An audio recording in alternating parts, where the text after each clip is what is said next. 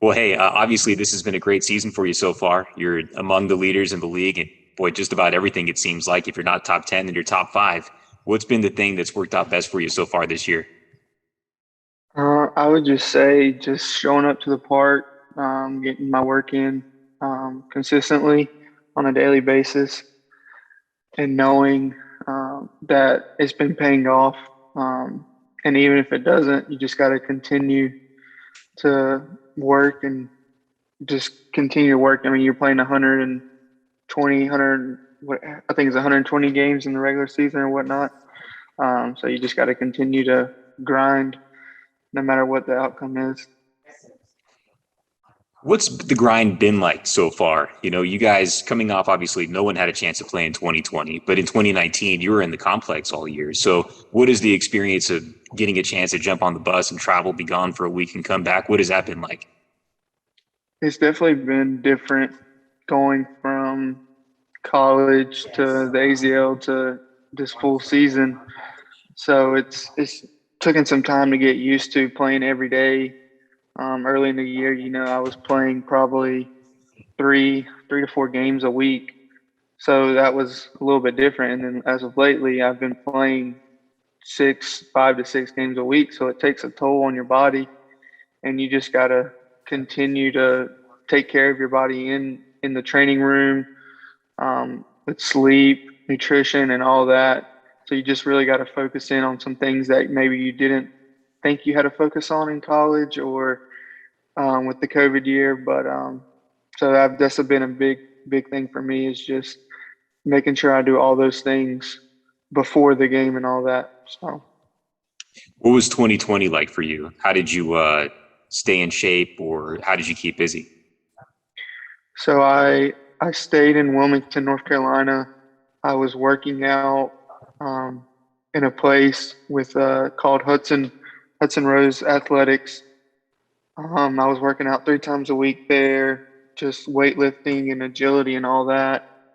And then I would hit at a facility called Coastal Athletics about every day, just to be doing something to try to get better. Because I know a lot of people at the time, couldn't probably get in facilities or whatnot with everything being closed. So I was just lucky enough to have a place to hit and work out at throughout this 2020 season. You mentioned training in Wilmington. You're from this area. You're from Pikeville, correct? So, what, just about a half hour away from Zebulon? What's it been like being so close to home? It's definitely nice. Parents get to come to the games, so that's been really well.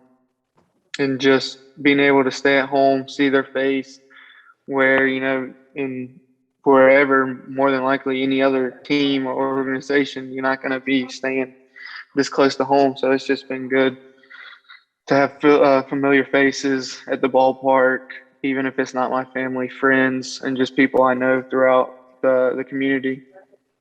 I see you got your 919 hoodie on. Is it pretty cool being able to play like in the 919? Do you take some pride in that?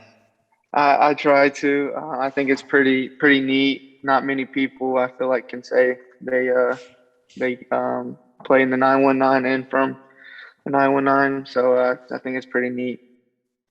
Did you always want to go to UNC? I did growing up as a little kid. I just fell in love with them, watched them in Omaha, growing up. So I just once I got an offer from them in high school, I just kind of knew that's where I wanted to be.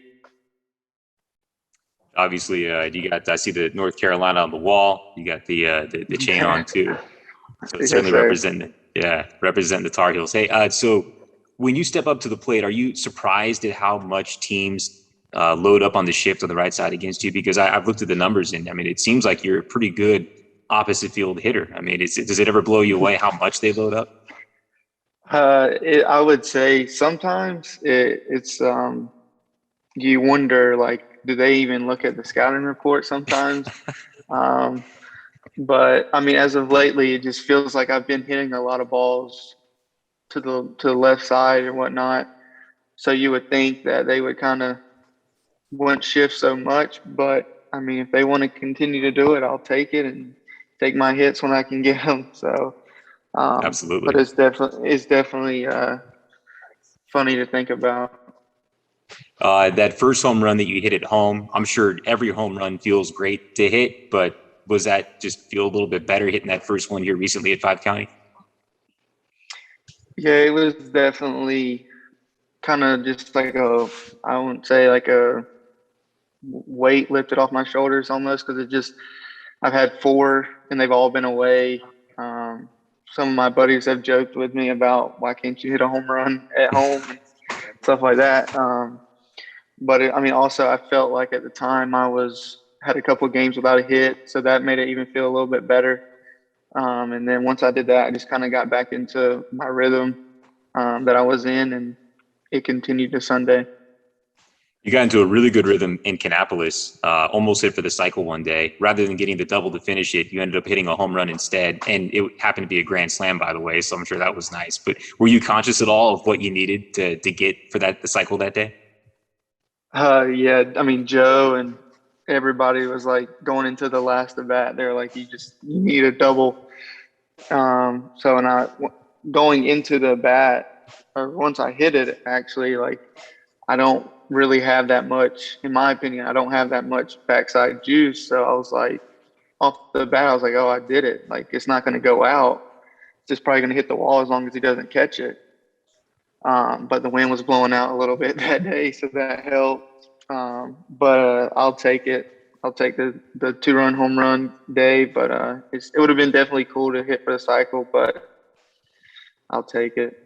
Yeah, grand slam is certainly not bad at all. Well, hey, congrats on a great season to this point. You guys aren't done yet. It's a great team. Just keep it rolling, keep doing what you're doing, and we'll continue to have some fun here at Five County this year. Thanks for your time.